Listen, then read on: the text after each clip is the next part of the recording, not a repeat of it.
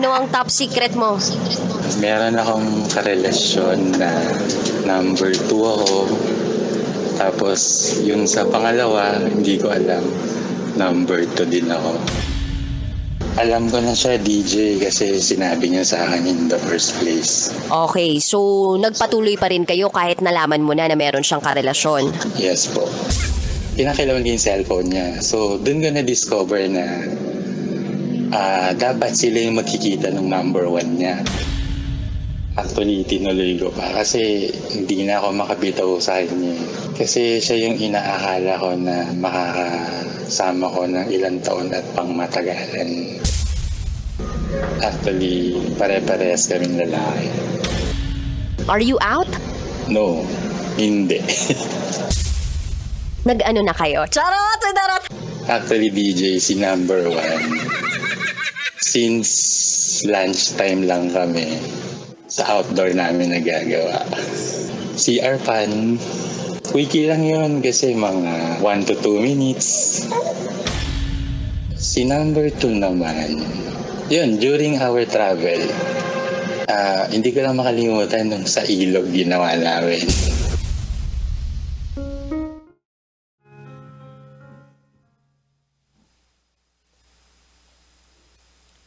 Anong ginawa sa ilog? Ano ba normally ginagawa ng isang tao kapag siya ay nasa ilog? Di ba naglalangoy? Ako, lumalangoy ako sa ilog. Pasig.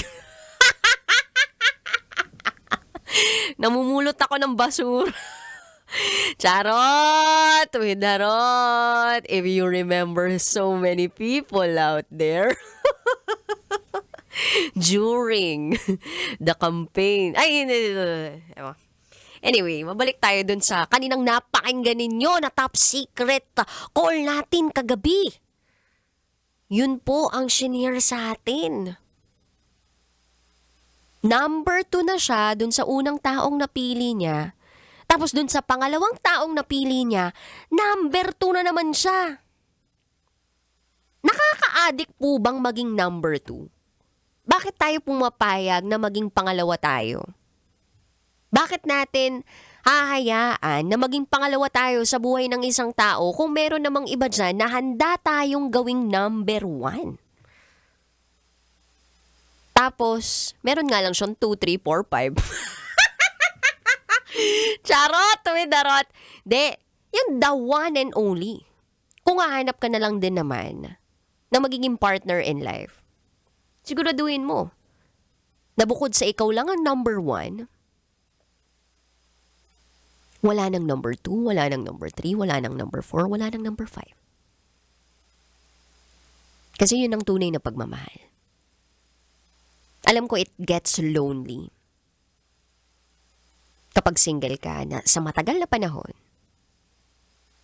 nakakainip, nakakabuang, nakakaburyong. Kapit lang. May awa ang Diyos. Nasa Diyos ang awa. Nasa tao ang gawa. Kaya lumandi ka.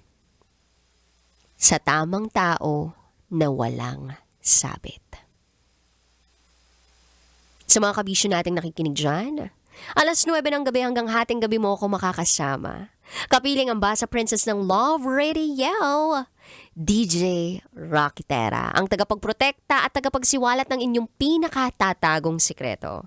At eto na po, ibibigay ko na ang patikim ng DJ Rocky's Secret Files.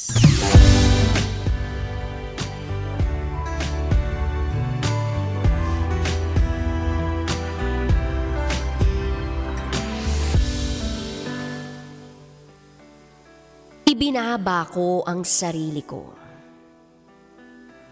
ng sobra-sobra dahil mahal ko siya. Ginawa mo na ba yun, kabisyo, yung ibinaba mo yung sarili mo para iangat lang yung taong mahal mo? O iba yung binaba mo?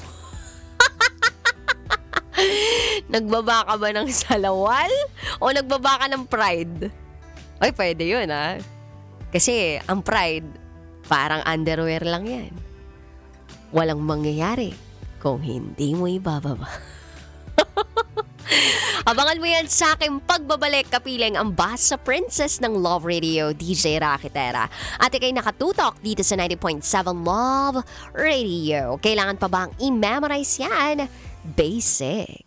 Up next is DJ Rocky's Secret Files. Sinira ng tatay ko ang pagkababae ko. Siya. May secret affair kami ng office mate ko. Hindi ko matigilan kasi sobrang galing niya sa... Rocky's Secret Files. It's the kind of bleep you never knew existed. Kunwari inosente pero boy naman pala. Rocky's Secret Files. That Ramdam na ang Pasko sa Love Radio. Basic!